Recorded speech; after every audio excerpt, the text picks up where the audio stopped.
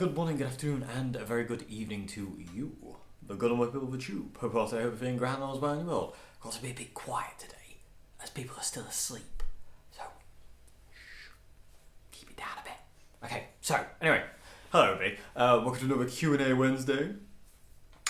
New location today, I'm in the kitchen. It's really bad acoustics. There's like this weird reverb. Oh, it's like being in a reverb tank. Anyway, hello. So let's get to question one. So, question one today is, and I might probably have to relocate at some point in this video, so scene change probably will happen. Anyway, question one today is, how long did it take you to settle on .60mm picks? And do you still try other plectrum thicknesses in case .60 is not your pick of destiny? I do still try over different thicknesses of plectrums, and I still use different thicknesses of plectrum, but .60 is kind of like my home, and I settled on that simply because I found John Frusciante used them. Much in the same way I found that he used Diodario 10 to 46s. Well, John actually uses 10 to 46s, but he gets rid of a 10 and puts an 11 on the high E string. But I don't like 11s, so I stick to the 10s. But I found John used .60mm plex, and I was just like, ooh. So I went and bought one, and I was like, this is what I want. This is what I'm after. And it wasn't until many, many years of using .60. I used .60mm plex probably about 14 years straight. Well, maybe about 15 actually. Yeah, probably about 15 actually. Sorry. Probably about 15 years. I used .60mm plectrums, and then one day I thought I would try .50, go a bit lighter, and I really like .50 as well. But having gone back to .60mm recently, I just like them more. There's enough give in the pick, but it's not too wibbly wobbly. I do like really thin picks. I like .45 for acoustic, and I like .50 as well for acoustic. But .60 is really feels like home to me. I think it's because I've used it for such a long period of time, but it always did. When I first got my first kind of orange Tortex pick, it's .60. It felt really comfy, and I felt very at home with it. So yeah, I mean, it was kind of like, it's like a lot of my guitar playing career. It's kind of John Frusciante's fault, but I'm extremely grateful. But yeah, that was the thing. I do try over different picks. I've tried kind of like thicker plectrums, and I don't get on with them at all. I don't like plectrums that don't give, really thick plectrums, 1 mil plectrums, or even up from the .60. I think it's a .75, like the yellow ones. I tried them because Mike McCready uses the yellow ones, the .75. I think they're 75. I forget. It's something like that. Anyway, they're yellow. Mike McCready uses them, and I found out Mike uses them, and I thought, I'll give them a go because Mike's hero of mine as well, who I never talk about, which is really, really bad and needs to change. But yeah, Mike uses them, and I was like, I'll try them, but I just didn't get on with them. I just didn't get on. There wasn't enough give in the plec, and I didn't like the feel of it. It felt weird. So yeah, the .60 is really, really my home. It really is. There's just something very perfect about it. But I do try others. I've tried ridiculously thin picks. I've tried different shapes of plectrum, the big heavy metal triangle ones, the bass picks that people like Darren Malakian of System of a Down uses and Devon Townsend uses. I've tried all them, but I always come back to the .60. Being a creature of habit, I find it very, very, very, very hard to kind of once I'm content, I find it very hard to want to change. If you know what I mean. Once I've found something that works for me, I'm like, I don't really feel the need to change that now. I will. I'll play around. But I will always probably end up coming back to what I know and what I feel comfortable with, because I don't. It's not the fact I don't like stepping outside my comfort zone, because I kind of do. But if I'm comfy and it works and I'm happy with it, I just don't feel that. I don't see the need, and I don't see the point in changing it. It just seems kind of counterproductive to me to kind of randomly start changing things that are going to make me have to alter the way I play, just because what I'm using at that point in time doesn't do what I need it or want it to do.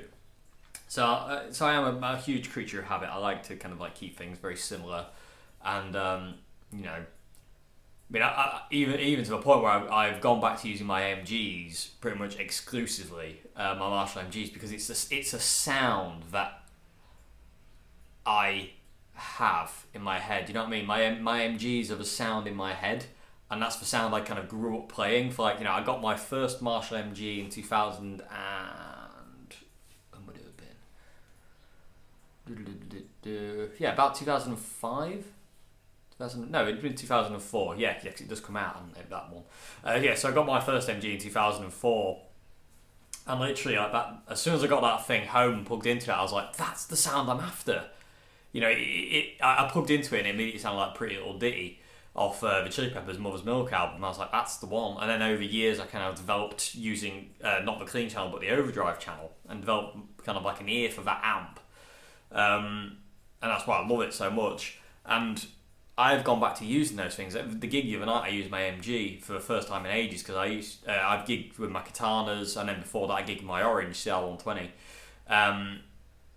and then before that was the MG, and I used the MG for years. I've gigged with the MG since 2004.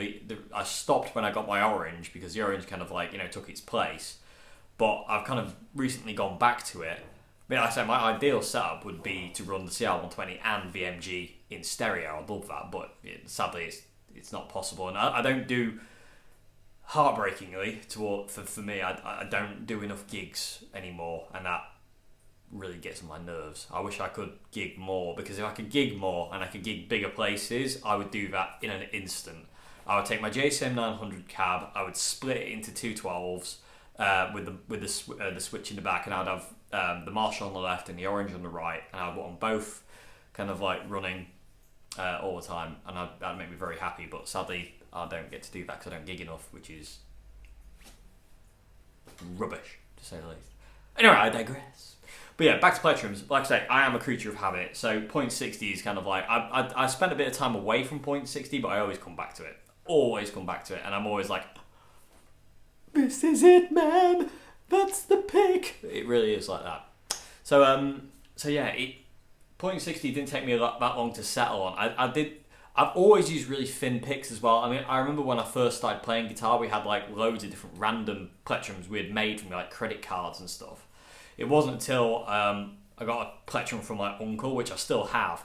It was a I can't remember what it was called, but it was a plectrum, but it had an alien head on it, an alien kind of face on it, which is really cool. Considering if you look at like the shape of the plectrum, it does look like an alien's head. So it had the alien stuff on it, and it also said have a nice abduction on the back of the head, the back of the plectrum.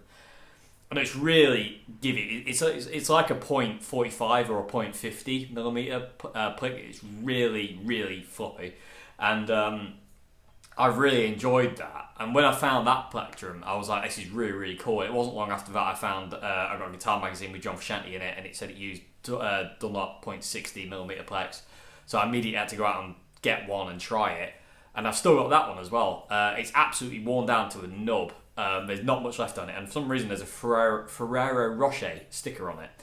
But I still have that plectrum. I still have my first ever plectrum and my first ever .60mm plectrum. I've still got it. It's absolutely destroyed because I used it because I couldn't go on, I had no money, so I couldn't afford to go and buy another one. I was 16 years old, and you know, I didn't have the money to keep going and buy plectrums and strings, so I had to kind of like make it last for as long as it could.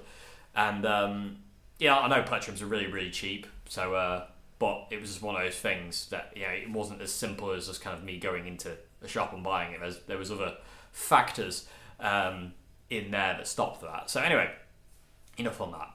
But yeah, .60, I'm just very happy with .60. I've always loved .60mm plex, and they always feel sound and give me the ability to play out how I want to play. You know what I mean? There's always something that just makes me happy. You know, it just works, so to say. And John Frusciante used them. My love for that man grows deeper every day. Okay, so anyway, so yeah, I hope that's answered your question. There's the fear. Hi, how are you doing? Yeah?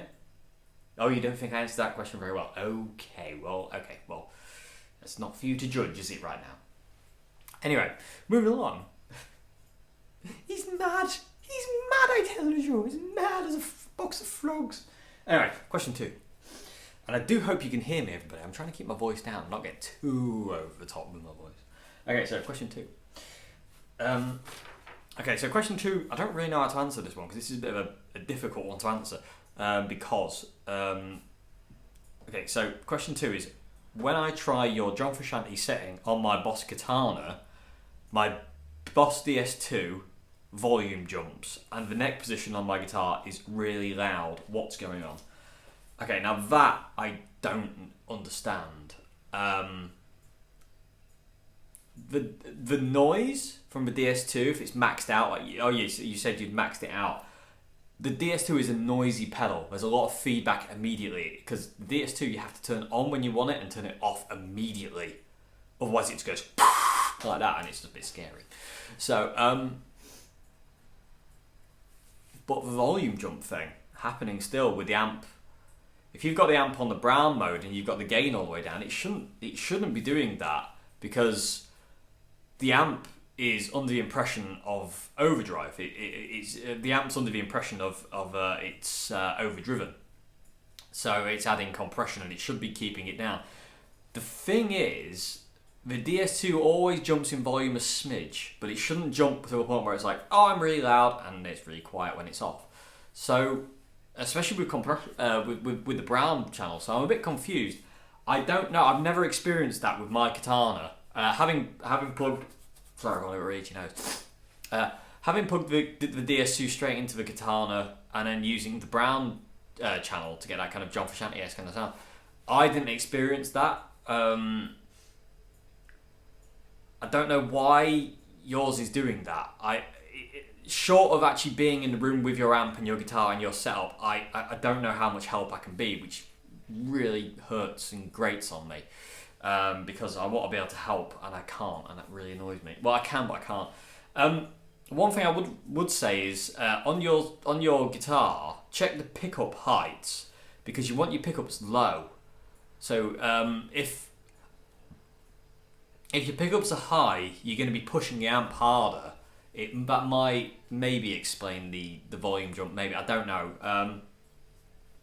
But you want to lower your pickups. You know, the neck pickup wants to be almost flush with the scratch plate. You know, we're talking like, you know, 1 millimeter on the bass side and like, you know, 1.5 millimeters on the treble side, and then the bridge pickup wants to be about 2 or 3 millimeters on the bass side and about 4 on the treble side. So yeah, you want your pickups low. They don't want to be ridiculously high. Try that. But also, I don't understand. I don't get it. Sorry. It's not very good enough answer. That is not a good enough answer. But I don't know because I've never experienced that with the Katana, especially on the brown mode. I say with the way I get John's clean tone, as I say, like I run it on the brown mode and turn the gain all the way off and the volume all the way up, and then kind of like leave the mids and treble off and have the bass about, well, anywhere between 9 and 12 o'clock. But and then presence is normally at 12 o'clock because if I use the 50, that's where it's kind of preset to. But I've never experienced the volume jump when I'm running an amp like that with a DSC. I've never experienced it, so I don't know what I'm doing differently, or if I'm doing anything differently, or what, or if you're doing something differently, or what. I really don't know. I think to get to the bottom of this problem, I'd have to be there with your setup, if that makes any sense, which sadly can't happen, which is a bit gutting because I think I'd be able to kind of sort it out. But yeah, I don't know why your amp's doing that. I don't really know why it's working in that kind of like weird way. It shouldn't be doing that. I don't really know why. So maybe just check the amp again, click onto the brown mode again, like, you know, turn it all the way up, turn it off, turn it back to get it to a brown mode, turn all the gain down, turn the volume all the way up,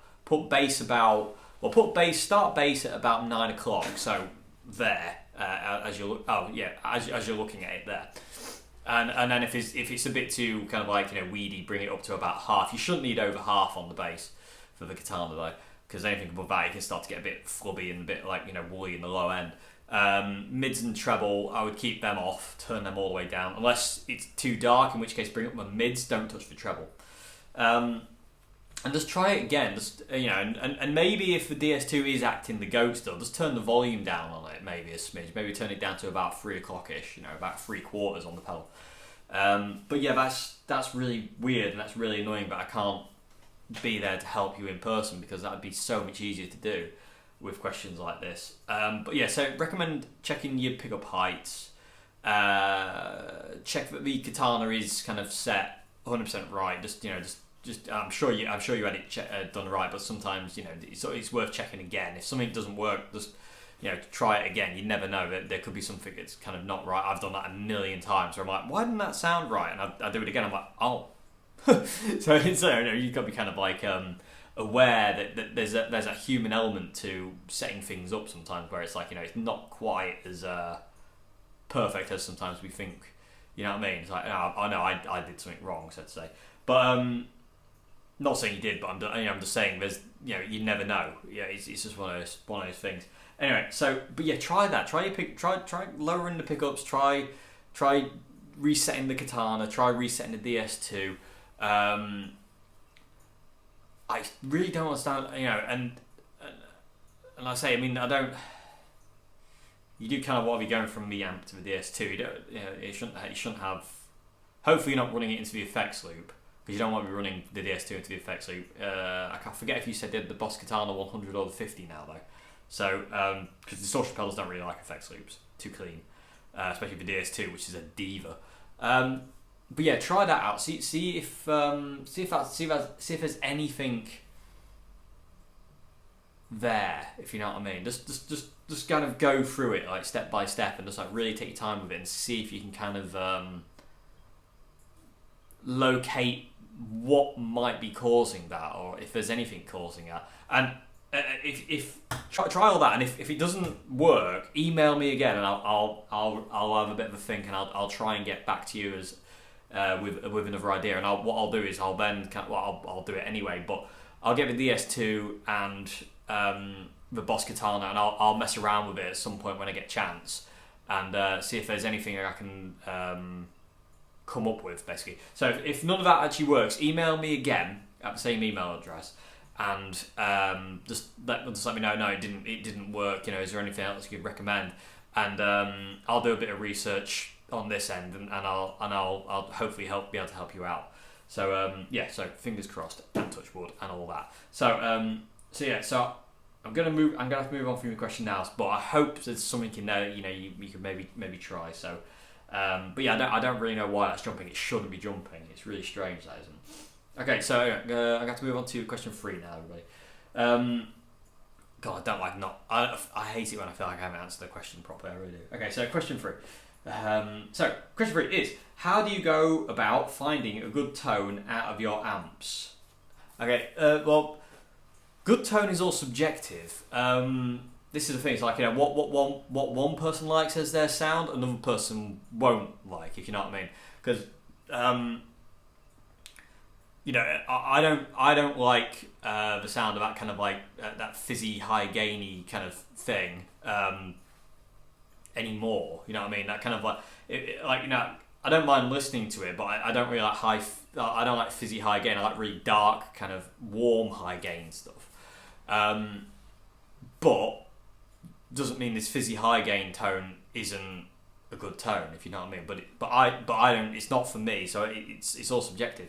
So what I would consider as a good tone might not be what you consider, or what Joe Bloggs down the road considers a good tone. You know what I mean? It's all down to the individuality of the person. It's all down to kind of like what we hear and what we perceive and what we enjoy listening to, audio wise.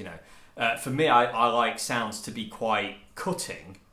I like to be able to cut through a mix, but I like it to be really fat and dark and warm.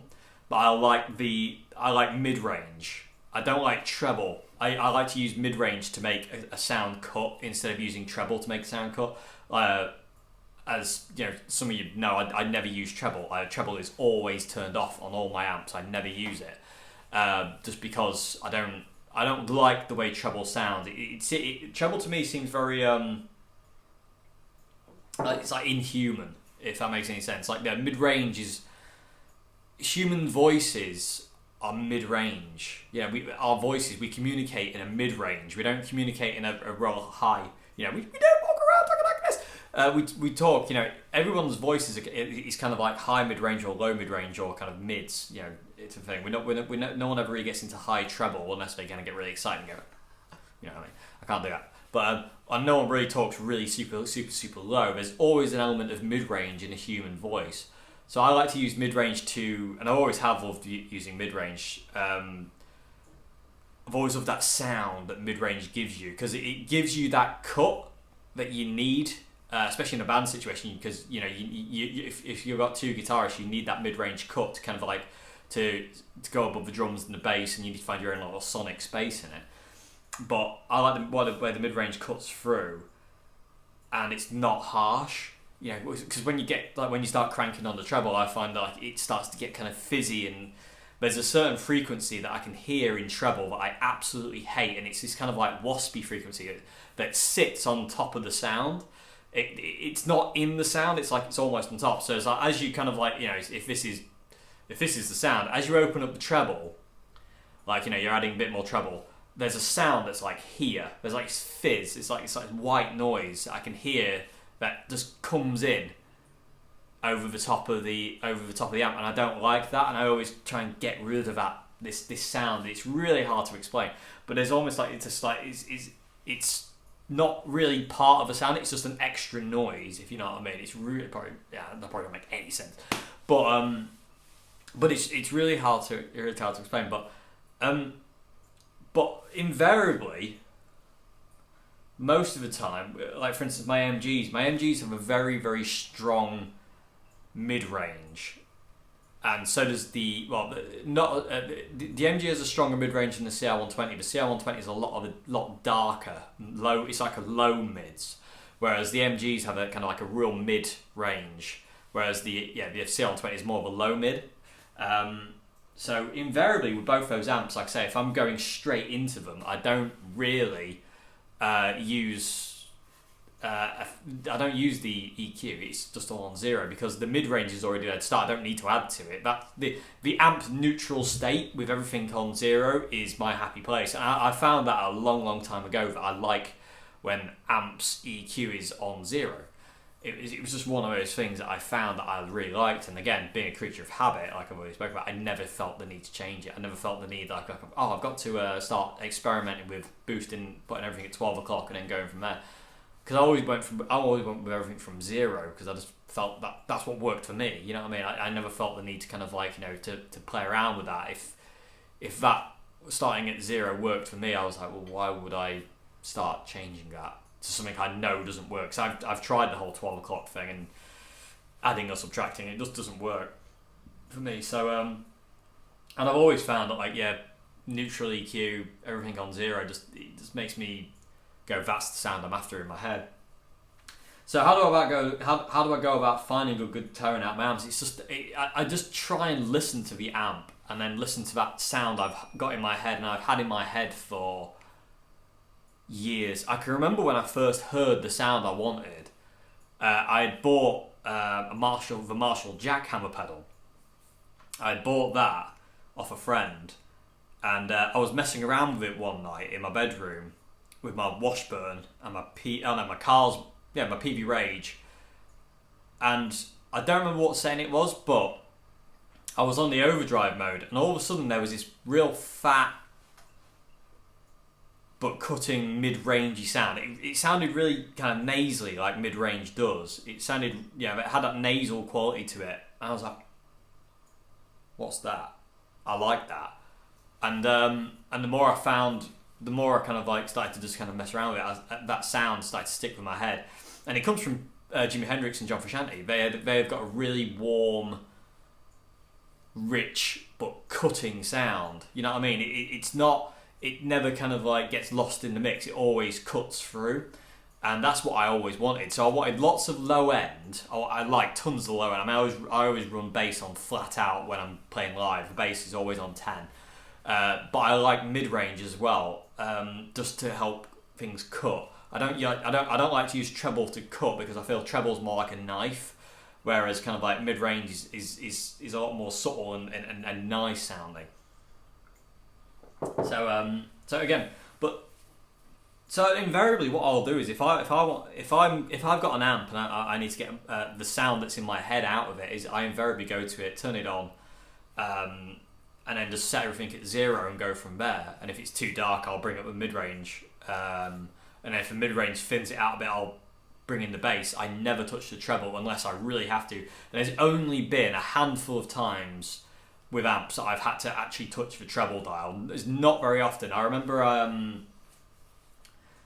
a Jet City amp, I had to use the treble on that but it was a really nice treble. It was really subtle. It was really subtle, and I loved that amp. I can't remember which one it was now, but it was a really, really good amp. And then I had to use the treble on it, which was really weird for me. I was like, my gravy, this is really strange turning of the treble dial. But it worked. It was one of those things. And then there's been a few times in the past I've had to turn like treble on to do certain things, but invariably it's off. Invariably it's off, and I just use mid-range. I mean, the setting on my Marshall MG that I've used forever is I go to the OD1 channel and I have gain set at about 1, and then I have bass all the way up or all the way off, depending on the situation. It's one or the other. It's never in between. It's just off or on. Or it's on 10 or it's on 0. Then I have mid-range about 7 on the MG, because the MG's mid-range I really, really like, and it just helps, like, you know, just like I say, just adds that cut, if you will. And then treble's all the way off, contours all the way off, and volume's all the way up. So, and that's the setting I've had for that MG since 2005. I've never changed it. It worked. So I've never felt the need to mess around with it or change that. So it worked. So again, creature of habit. Okay, so yeah, how I go about finding a good. I can't talk. Go about finding a good tone. Again, good tone is totally subjective, but I always have a sound in my head. Like if I'm going after a clean tone, I want it to sound like John Frusciante. If I'm going after a distortion tone, I want it to be really rich and thick and big, but still got that mid-range element where it cuts through. Richie Blackmore is a good example. I love Richie Blackmore's kind of like California Jam mistreated tone. You know, that tone that Richie has in that gig is the kind of distortion I want to get, where it's kind of really massive and fat, but it still cuts like a knife. You know, you can hear it above the band, and it's just like there, and it's just big and lovely. And when he switches to the neck pickup, it's really warm, but it's not going to get lost in the mix, kind of thing. So yeah, so it's kind of like for clean tone, I like to be kind of like I like to do the John Frusciante kind of clean tone, and then it's kind of like more Richie Blackmore, Jimi Hendrix for distortion. Jimi Hendrix more for fuzz, actually. I like that big warm fuzzy overdrive he had. I like that. I like that kind of like, that's my kind of like go-to fuzz sound. So it's like John Frusciante for clean, Richie Blackmore for distortion, Jimi Hendrix for fuzz. Jimi Hendrix, John Frusciante, and Mike McCready for wah. And also, I like Mike McCready's 10 tone for neck pickup sound. It's gorgeous. His JCM 800 tone on 10 is gorgeous. Anyway, I digress. So yeah, and you also asked any good distortion pedals you recommend. Oh yes, I could recommend a lot, but my ultimate all-time favourite distortion pedal is the Marshall Governor 2 Plus. Be away, vampires! The Marshall Governor 2 Plus, because it's awesome. I love it. I don't think Marshall make them anymore. I don't think Marshall make any pedals anymore, which is a bit bad because they're really good, awesome pedals. And I do have 3 of the Marshall Governor. Again, creature of habit. My friend Dan's actually borrowing. Well, it's kind of on permanent loan to him, but I do have another 2 of them. But the Marshall Governor 2 Plus is my favourite distortion pedal of all time. It just does that thing. It's really big, rich, and fat, but cuts. And it's just... I've never plugged that pedal into an amp that I've gone, it doesn't work here. It doesn't work into that amp, or it doesn't work into this amp, or I can't get it to sound good in this amp. It just works. No matter what I do with that pedal, I can always find my distortion sound that I want out of it. And I just love it. It's just mega pedal. So I'd recommend that. There are others I'd recommend as well. There's the Loud and Proud by Mad Professor if you want to be a bit more kind of like, a bit expensive and stuff like that. There's the Corn Star by Green Carrot Pedals, which is awesome. There's the Tone City Golden Plexi, which is awesome. But I love the Marshall Governor more. It's just something really special in that pedal, and I adore it to bits. And it's like my friend. I do love it. It's so cool. Okay, so yeah, that'd be the pedal I'd recommend. I always recommend that pedal because I love it. There are, like I say, there are others that I'd recommend, but that is the ultimate pedal for me. That is my ultimate distortion pedal, and it just goes with everything. It works so well with pedals. It's just so welcoming. It's like it's like when you go to somebody's house and they're really good host. Yeah, that's what the Marshall Governor is. It's a really good host. It invites you in, it gives you snacks and drink, and it makes you feel at home and relaxed, and you don't have to worry about anything with it. It's just one of those pedals, and it sounds beautiful. Ugh, I love it. It sounds great, and so that's the pedal I'd recommend. And also, it's got enough gain in it, where you can just use it on its own. Like I normally run it with other pedals, but if I had to run it on its own, I wouldn't be kind of like at a loss for gain, if that makes any sense. So yeah, that'd be the pedal I'd recommend because it's just awesome, and they're dirt cheap as well. They're ridiculously dirt cheap, and they're just ace. And they look cool because they've got like a silver and gold, and that's a wicked combination. Not my favourite colours, but I do like the way the pedal looks, definitely. And I've coloured mine in. Boredom is a scary thing, everybody. I got bored one night and decided, right, the Sharpies are there. Let's colour in my Governor. But then I realised that on the stage lights, because I coloured it in green and red, and then on the stage lights flicker, the pedal looks like it's spinning, which isn't the best thing sometimes when you're trying to locate it on the floor and your eyes are going like, "Way," the pedal's turned into a snake. It's not the easiest thing. It's like you're trying to stand on it and you can't locate it because it's spinning. It's not that bad. But I exaggerate. But no, the different stage lights make it glow differently, and it makes it look like this pedal's moving backwards and forwards. It's really, really cool, but dead strange. It's like some kind of weird acid trip. Anyway, but yeah. Anyway, so yeah. I hope that's answered your question. Like I say, tone is all subjective. I need to do a video on that at some point. How it's subjective, and I can yammer on about that for a bit longer if it's got its own video. Okay, so moving along. So question 4 now, everybody. Question 4 is: how do you mic up your amp? Like, where does it plug into, and do you have a mixer? Okay, so I don't have a mixer, no. I mic up my amp with an SM57 mic. I just think it's the ultimate guitar cab mic. Because it just picks up that mid-range of guitar. It just picks up that kind of sound, and that's the sound that we all know, and we all know. It's like those classic rock records are burned into our ears. And that's the SM57, you know what I mean? Invariably, it's that's the sound of the guitar, that's the sound of rock guitar. It's also the sound of Phil Lynot's vocals and Lemmy's vocals. Certain people like the SM57 for different things, but I love it for guitar miking. I do love it for vocals as well. I used it for vocals for years, but then I found this PV microphone, which I really love even more. But it's a bit more dynamic, but it's really cool. Anyway, I digress again. But tangent man, tangent boy, even. Anyway, moving on. How do I? Yeah, so I'm micing my amp. I'm using SM57, and I mic it just off center of the cone. So if you've got like your center of the speaker there, the mic is about there. I always angle it. I get a torch out and I get it right. I get a bit finicky with mic placement. Because too far out becomes way too bassy, too far in becomes too trebly, and I found the sweet spot on my JCM 900 cab is literally just past the center circle of the speaker, just on the inside bit of the cone, just before it hits the center. That's kind of like where my JCM 900 cab sounds really nice mic'd up, and once it's there, I don't touch it. I don't feel the need to move it. So, but that's how I mic it up. It's an SM57, and then from the 57, it just goes straight into my camera, which is the Zoom Q8. I don't have a mixer. I don't have any kind of like software to sync audio. It's all done with inside this beautiful contraption that stands before me. Because I'm no good with computers. I'm absolutely illiterate when it comes down to like syncing audio or video editing or anything like that. I'm no good at it, kind of thing. So the QA, the Zoom QA, I would recommend to anyone. The sonic things that this camera picks up, like audio wise, is just unreal. You know, it really is unreal. You know, because you've got the ability to run 3 different mics. You can run the XY that's built in on top, and then you can run 2 external mics off it.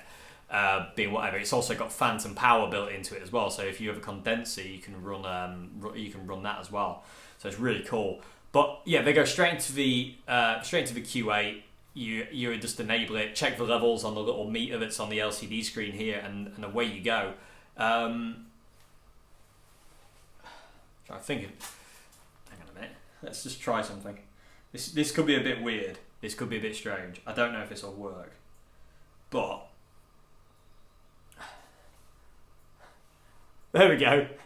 So there you can see. If I get a bit closer, I don't know if you can see that on the screen, but woo, you can see the level going up and down at the top there as I speak. So it's picking. Yeah, that's the XY mic, that's the room mic, and there's the camera.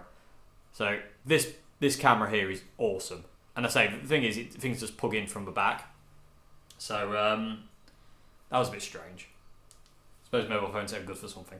Anyway, but yeah, so everything just plugs into the back, or I use the XY room mic, and I love the sound of the room mic. The XY on this, because it's a stereo mic, it picks up left and right in it. So if I go over here, it'll pick me up a bit more over here, and if I go over here, it'll pick me more up over here. And I love that. So it's totally stereo, and I love stereo. I like things to be able to be panned and move in a stereo space instead of just kind of like straight down the middle. And I do have the ability to pan channel 1 and 2, the XLRs in the back as well, which I like very much. So yeah, but that's it. That's all I use. So it's from a 57 on my cab into the Q8, and that's it. And it just makes life so much easier for making videos, and especially if you're a total idiot like I am when it comes down to computers. So yeah, so that's what I use. I don't have a mixer. I don't have any kind of like, you know, fancy kind of things. It's just simple, straight ahead kind of stuff. And I like it because if I do Untitled, I don't have to, like, you know, really think about where if things are set up and all I need to do is plug a mic in and press record, and away I go. That's what I want. I want to be able to capture that moment. And so yeah, so that's kind of like that's that really. So yeah, that's it. Zoom Q8. I can't speak higher enough about this camera. I need to say pedal. 'Cause it's just awesome. I love it, and I've done so much with it. And since I love the wide angled lens as well, where you can go like this, which is so cool. And then you can zoom in, which is really cool. I love the fact you can do that as it's recording as well, which is really cool. And the wide angled lens just picks up everything. It does make things on the sides go a bit warped because it's fisheye, but you know, I don't mind that. I don't mind that at all. Because the audio and the video quality is so good. It's a minor thing. It doesn't really no chili peppers, pun intended. I drank my mug. He's everywhere, Mr. Flibble. Okay, so yeah, so that's what I do. It just goes straight into the camera, and I love it. I love this. I would recommend this pedal. I did it again. This camera to anyone. I talk about pedals too much. So yeah, it's just amazing. It really is cool. And yeah, that's it. That is it. And then I'll just do some editing on my Mac, just to kind of like do bits and pieces. Obviously, edit videos down, cut them together if there's multiple edits, or if I'm doing an amp demo or this that, and the other. So I would like to learn how to do kind of like split screen stuff and like overlaying things, but I don't know how to do that. I'm a total idiot. You wouldn't believe how stupid I am when it comes down to computers. But you know, I'm stupid at a lot of things, so it kind of balances. It doesn't. But enough putting yourself down, Dave. Anyway. Okay, so yeah, so that's how I mic up my amp, and it just all comes into the Q8. Camera of the year, I love it, absolutely love it to bits, so cool. And also gives you the ability to record audio and video together, or just audio and video as separate files. So you can record it as a WAV file. So I could record this video as a WAV file, and then get rid of the video and just have the audio, which is so cool. And I love that. I just love it. Oh, I love this camera. This camera's like, this camera has become a creature of habit thing as well for me. So like, if this camera broke or it fell off its tripod and smashed, I would just buy another one because I know how it works. I'm familiar with it. I know it works for me. So I'll just be like, I'll just get another one then. I wouldn't go looking for anything else. I'll just buy this. I'll just buy one of these. So yeah, that's how I do that. So very simple. Simple camera for a simple boy like me. Okay. So anyway. I'm going to move on to question 5 now, everybody. Okay, will the Boss Katana work well with pedals? And what would you recommend for home use apart from the katana? Yes, the Boss Katana works really well with pedals. I don't know what the Boss Katana can't do. I seriously don't. I love Boss Katana. It's just one of those amps that just kind of like, oh, you want me to do this? Okay. If you want me to do that, I'll do that as well. Yeah, and you want pedals? Yeah, bring it on. I'll do that as well. Don't worry about it. It'll be fine. It's like, it's a very welcome host. It's like, come in and sit down. I'll make you a cup of tea, and you can just sit and watch telly, and that kind of thing. It's not an amp that's going to go come in, and then drug you and take down to its torture room in the basement. It's not that kind of it's not like that. I don't know where that came from. Anyway, but yeah, the katana does work very, very, very, very, very well with pedals. It just sounds glorious. That amp is sickeningly good. Really, it's up there with my favourite amps of all time. My favourite amps of all time are Marshall MG, Orange CR120, and Boss Katana. And they're just ridiculous.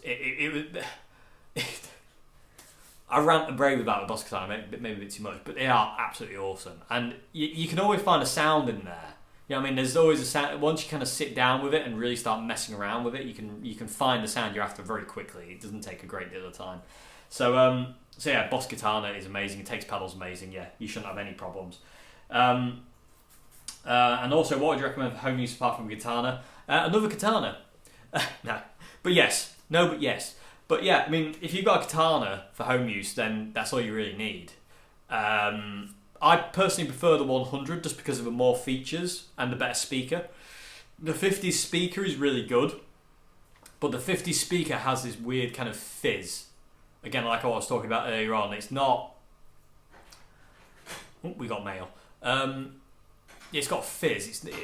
It's not as warm and as round as the 100. The 100 is definitely got the more superior speaker, and it's got more features as well, like an effects loop and the ability to get that get the foot switch for the katana. It's just amazing. But yeah, so yeah, I'll just stick with katana for home use. They're just amazing. They are absolutely amazing. They take pedals. They just go. You can go straight into them. Okay. The inbuilt effects are brilliant. All the channels are brilliant. I love the fact you can save presets and stuff like that. They're just ace. I love the Boss Katana. And they're just so light and easy and portable and just user-friendly. And you don't need the Tone Studio either. The Tone Studio is like an added bonus with a Katana because you don't need it to make the amp sound good. But it's there if you really want to delve deep into the amplifier, which is awesome, which is just so cool.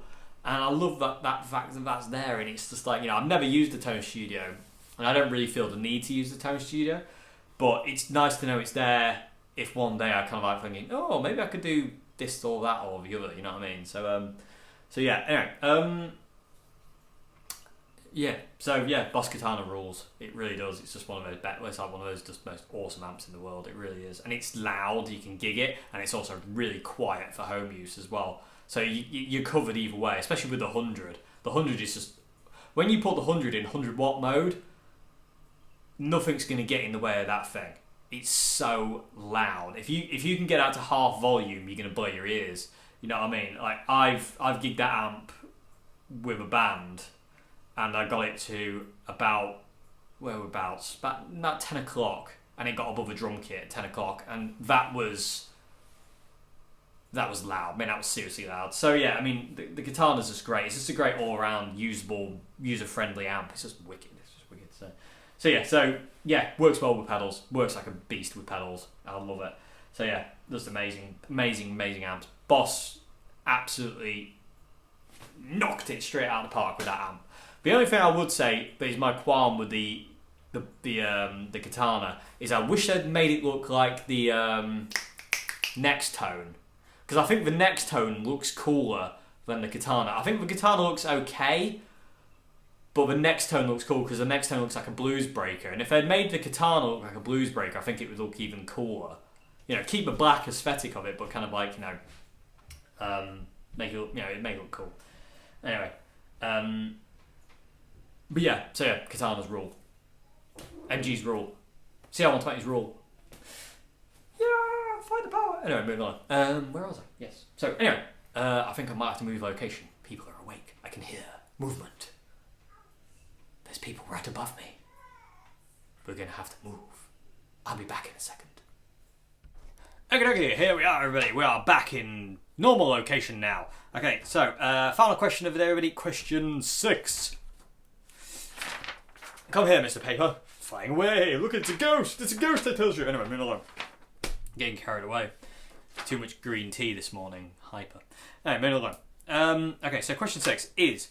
am I better off getting a standalone looper pedal and one of the basic line 6 pedals, maybe an M5, for the particle verb effect, or should I get one of the larger line 6 multi-effects unit, like an M9, to get that effect with an inbuilt looper? And you say you can't stretch to a HX, which is what I would have recommended, really, but...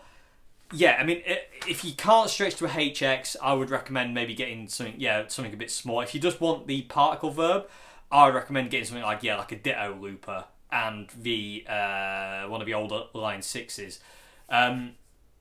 Yeah, that's what I would recommend. I'd recommend getting 2 different pedals, especially a Ditto loop. I mean, the looper inside like the HX and the other line 6 pedals like the M13 and the M9, I think, yeah, the M9 does have a looper, doesn't it? The M5 doesn't have the looper.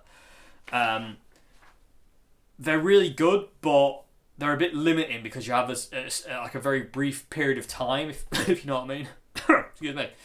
You know, you don't have lots of time on those kind of loopers. I mean, that was always my qualm with the line 6 delay modeler, is you had like 14 seconds and you had 28 if you'd slowed it down.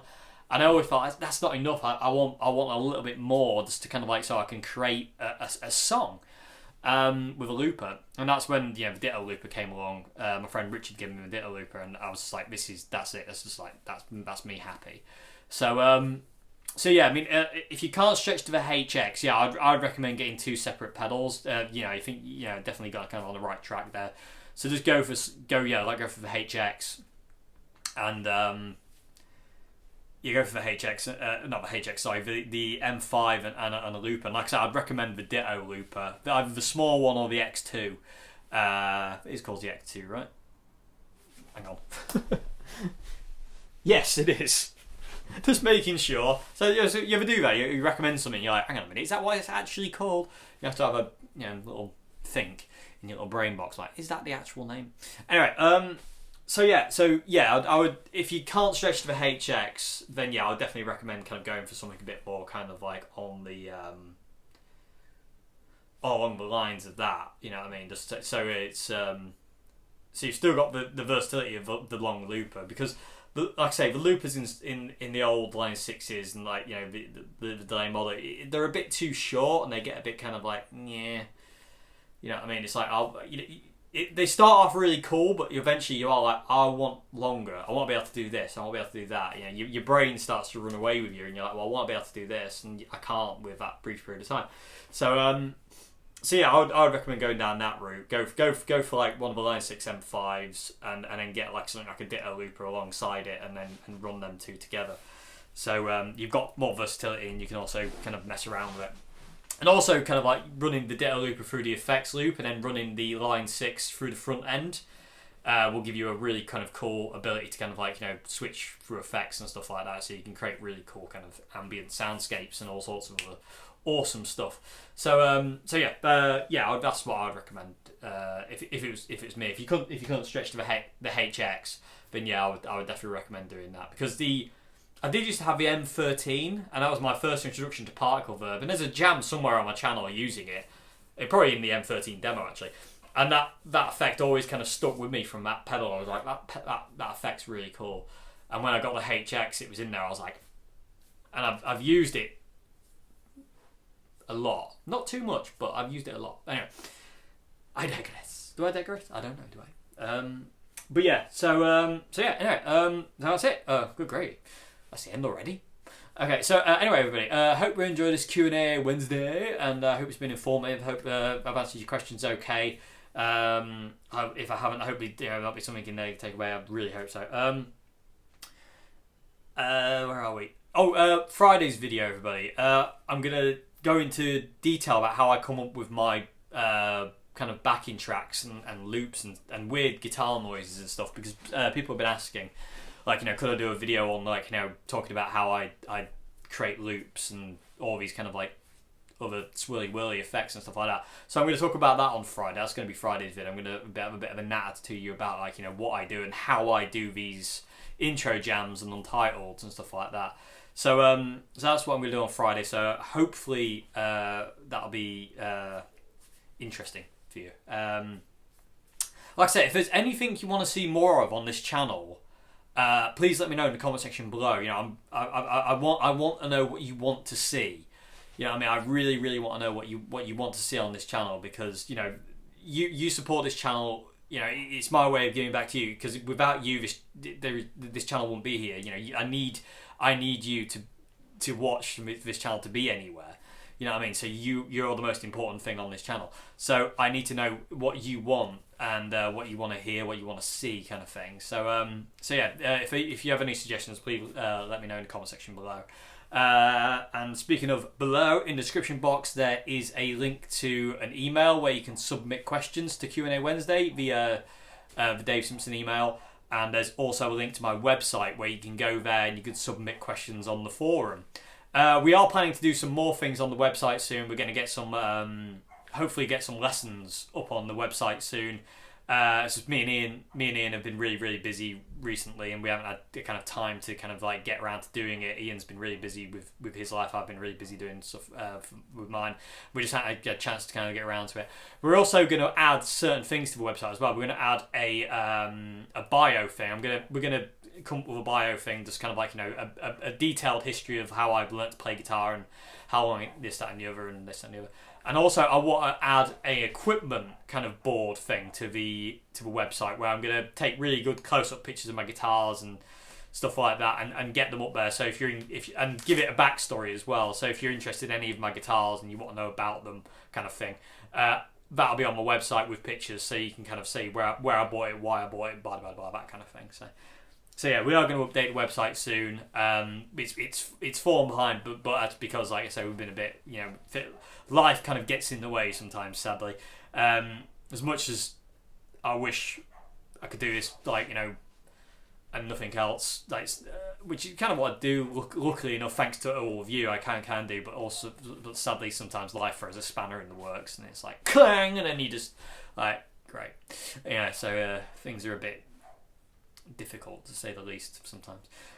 But enough on that. It is what it is. Anyway, thank you very much for watching, everybody. It means the absolute world to me. Thank you so much indeed. Thanks to my patrons on Patreon for supporting me as well. That means the world to me. And just, you're all awesome, and I really can't thank you enough. I really can't. I'm so grateful for what you allow me to do, and what I have, what you've given me. Because it's just unreal. It really is unreal, and I'm so grateful. I really am so grateful. So thank you so much indeed. And I will see you again on Friday for another vid, and we're going to talk funny sounds and loops and all sorts of funny stuff, all good stuff, all soundscapey and guitar solo-y stuff. So all will be well. So anyway, have a great morning, afternoon, good evening, everybody, and I'll see you again then. Have a great one. Goodbye now. Thank you.